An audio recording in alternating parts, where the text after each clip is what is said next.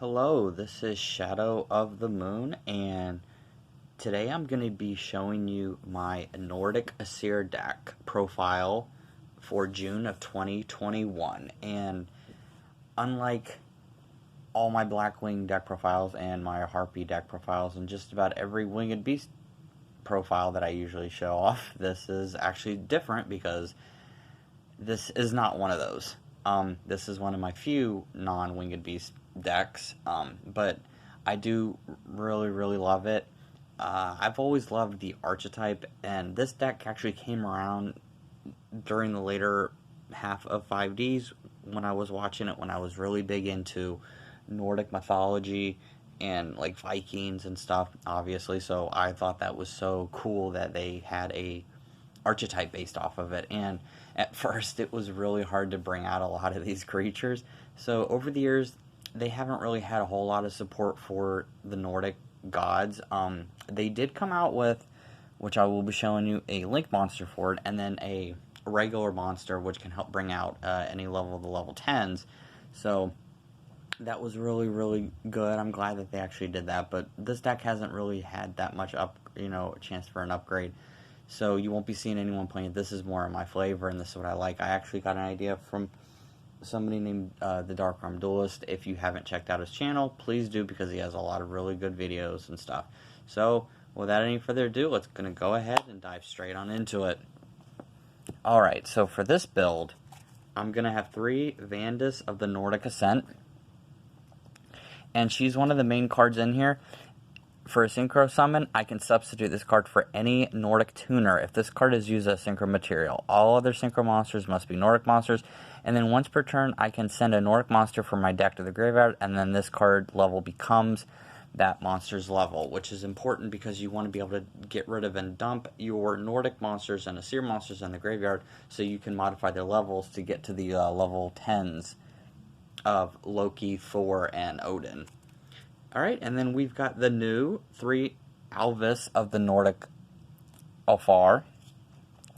And if this card is banished by the effect of a Nordic Link monster, which meaning the Nordic Ascendant, you can send to the graveyard 1 Nordic monster you control and 2 Nordic monsters from your deck whose level equal to, then special summon the Aesir monster from your extra deck. So he's a good way to bring out the higher level like Loki, Thor, and Odin and stuff, because he can banish. If he gets banished by the effect of it, I can basically special summon the monsters and the level, and then from my extra deck special summon the Nordic monsters, which is really cool. It's a really quick and fast way to get out the 3 Nordic god cards, which is the main purpose of the stack, and to kind of protect them. That's what Golveg of the Nordic Ascendant, which is the Link monster, actually does. Then we've got just one copy of Guildfax, because it's a tuner. It's the only tuner in here that's a beast. And if you control a Synchro monster, or if your opponent controls a Synchro monster, you can special summon this card. Then we've got 3 copies of Tangrishnir of the Nordic Beast. This is actually a really good card because when this is destroyed by battle and sent to the graveyard, you can special summon 2 Nordic Beast tokens. And the main strategy of this deck is to be able to use tokens or modify their levels to, like I said, bring out the Nordic gods, which is what you're wanting to do. So the more tokens you have, you can use those for synchro summoning. Then 3 copies of Tangenjostra, so I do apologize if I butchered that name, of the Nordic Beast. And when a monster I control is destroyed by battle and sent to the graveyard, I can special summon this card from my hand.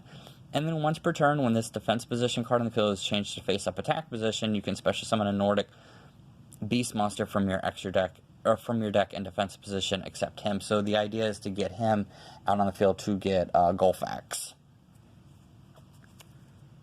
Alright, and then 3 copies of Valkyrie of the Nordic Ascendant, and I honestly think that this is probably one of the best cards in here next to Alvish. If you have 2 other monsters in your hand, you can banish the 2 Nordic monsters and then special summon 2 tokens who are both level 4. So if you have her, when she's normal summoned, if you've got 2 Nordic monsters in your hand, you can banish them, special summon 2 tokens, and there you go. There's your level 10. Then 2 Mimir of the Nordic Ascent. This guy's actually really good. I only run 2 in this deck. Once returned, if this started the standby phase, if you control a Nordic monster, and this card is in your graveyard, you can send 1 spell or trap from the graveyard and special summon this target. So he brings himself back from the graveyard if you have a Nordic monster on the field. And then 3 copies of the Verge of the Nordic afar. And you don't have to run this one if you don't want to. I have Monster Reborn in here, but I also run with reinforcements to bring this to my hand, because after you normal summon this card, you can normal summon a Nordic monster from your main phase this turn in addition. So if you have him on the field, you can use to bring out Valkyrie. And then Valkyrie, if you have 2 more Nordic monsters, can bring out the special summon the tokens. And then this can be used as a link material for Gullveig of the Nordic Ascendant. So there you go. Then you end up having Gullveig, and then you have your Nordic gods. Then 2 Summoner Monks. You can bump this to 3. 2 Summoner Monks for the ability to special summon. And then, believe it or not, since you do use a lot of dark and light monsters in this deck for just brute force and power, Blackluster Soldier, Envoy, the beginning, this is mainly in here for brute strength, and because since you are running a lot of lights and darks and everything, it's not hard at all to remove it from play a dark and a light monster to special summon it. Alright, that's it for the monsters, guys. Let's move on to the spells and traps. So first we're running 3 copies of Hippo Carnival. This is mainly in here to get your beast tokens and to get your levels, so that way you can add up and get your synchro and bringing them into play and everything. 1 reinforcements of the army. This is to bring out the one guy, whatever. Hold on 1 second, I'll get his name. Apologize. Diverge, since Diverge is the only warrior card in this deck, this is a way to get him into your hand and then continue with your plays to be able to get that link and then be able to get that Nordic synchro. Then I've got 1 Double or Nothing. Double or Nothing is a really good card because if you have Utopia Double, I'm not running Utopia Double in this deck, but I highly would recommend you do. Utopia Double is actually somewhat expensive, but by running this, you can get that 10k. You can overpower your opponent and get that OTK. Then we've got 1 copy of Harpy's Feather Duster, Raigeki for backfill destruction and monster destruction.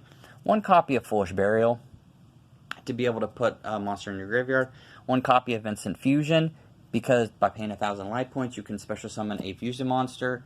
And the main ones that you want to go for are the Mud Dragon of the Swamp or the Thousand Eyes Restrict. Mainly, this is in here for, sorry, my bad, not Mud Dragon, just mainly for the Thousand Eyes Restrict, because he can take control of one of your opponent's monsters.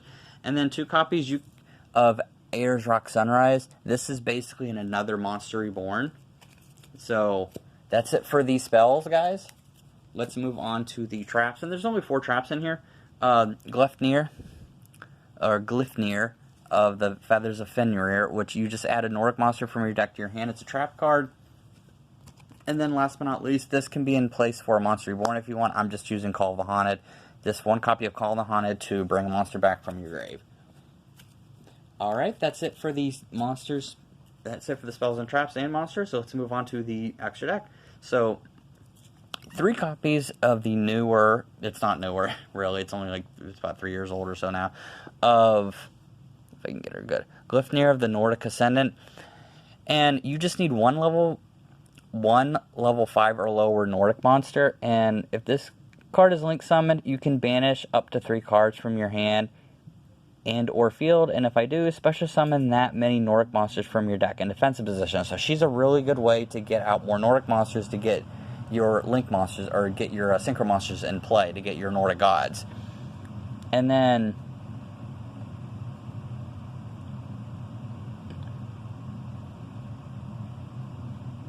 any Nordic monster that this card points to, they cannot target the monster with card effects, and your opponent controls cannot target this card with attacks. So they can't target her for attacks, and they can't target your Nordic monsters with effects, which is really good because your Nordic monsters, you don't have to worry about attack. They're already going to be over 3k, 35, 4,000, so you're really good with that. But with her, they can't target her for attacks, meaning that they're basically screwed because they can't get her off the field, and you've got these really giant beaters that have really good effects. And then 1 copy of Salamangreat Almany in here. I have 1 Salamangreat in here just to get for the level 1, because you do have level 1s in here. You can use that for a link play. Decode Talker Extended. You can also use Decode Talker if you want. Appaloosa, because Appaloosa I kind of thought went with the theme. And believe it or not, this deck is pretty fast. You can get 4 monsters on the field for that negate. And then finally, the main event. You're going to have 2 copies of Odin, Father of the Aesir. Probably one of the best Nordic god cards, because once per turn you can make this card be unaffected by spells and traps until the end of the turn, and then once per turn during the end phase, if this face-up card I control is destroyed by opponent's card and sent to the graveyard this turn, I can banish a Nordic Ascendant tuner monster from my graveyard and special summon this card. And then when you do that, you can get to draw a card. So it's hard as hell to get him off the field, because when he gets off the field, you just banish a tuner monster, and then he special summons himself from the graveyard. Then I run 2 Thor, Lord of the Aesir, which is really, really cool. I love the artwork on this guy. Once per turn, you can negate the effects of all face-up monsters your opponent controls and the end phase of the turn. Once per turn, during the end phase, if this face-up card was destroyed by your opponent's card and sent to the graveyard, you can banish a Nordic Beast Tuner to special summon this card. And then Loki does the same thing pretty much, except for if you can remove from play a Nordic Afar. So it makes them really easy to get out. I only run 1 Loki because he's actually not the one out of all 3 of them that isn't as good, but still, in my opinion, it's still just as good. Then you've got Black Rose Dragon for your board wipe, number 39 Utopia. And for the fusions, you've got Mud Dragon of the Swamp. And then you've got, for the Thousand Eyes Restrict, just to be able to suck up your opponent's monster.